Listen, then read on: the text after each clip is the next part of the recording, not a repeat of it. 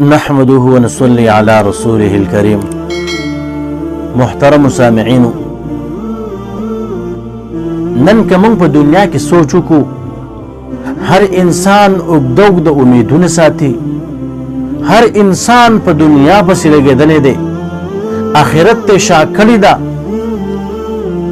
دنیا کې دا چې کوم دی حرام او حلال ته نه ګوري، دنیا را جمع کوي، اوږده اوږده امیدونه ساتي. په پلانکي کار کې په کال کې به دا کار کومه، په آینده کال چې را روان دی په هغې کې به دا کار کومه، 10 کاله پس به دا کار کومه، 20 کاله پس به پلانکی کار کومه. مونږ چې کوم دی داسې خبرې کوو لکه زمونږ چې به د دنیا کې بس زندګي او دا به ختمېږي نه. او موږ ته خو دا پته هم نشته چې زمونږ مرګ کله دی، نن دی، سبا دی، ګنټه پس دی، منټ پس دی، سکنډ پس دی. انسان ته دا پته نشي لګېدلی.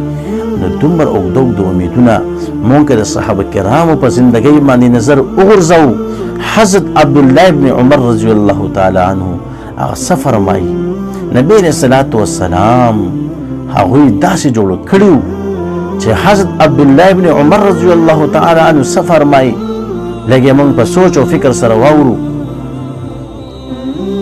اذا امسیت فلا تنتظر الصباح وإذا أصبحت فلا تنتظر المساء وخذ من صحتك لمرضك ومن حياتك لموتك.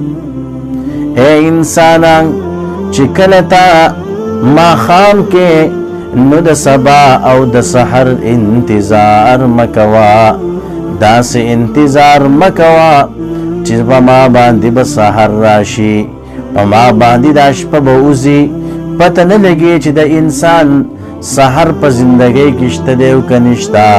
د انسان په زندګۍ کې دا شپه ده او که نه، دا زندګي ختمېدونکې ده. او چې کله په تا باندې سحر شي نو بیا د ماښام انتظار مکوه، دا سوچ او فکر مکوه چې په ما باندې به ماښام راځي، زه به د ماښامه پورې ژوندی یم، په ما باندې به نن مرګ نه راځي. نه داسې نه ده. وخذ من صحتک لمرضک ومن حیاتک لموتک. خپل صحتو د بیماری نه مخکې غنیمت وګڼه او خپل ژوند د مرګ نه مخکې غنیمت وګڼه. محترمو، داود عبدالله ابن عمر رضی الله تعالی عنه فرمان او ارشاد چې ستاسو د وړاندې ما هغه ذکر کو کېښودو، نو الله رب العزت دې زمونږ هم زندګي داسې جوړه کړي لکه څنګه چې د دغه صحابه کرامو زندګي جوړه وه. وآخر دعوانا ان الحمد لله رب العالمين.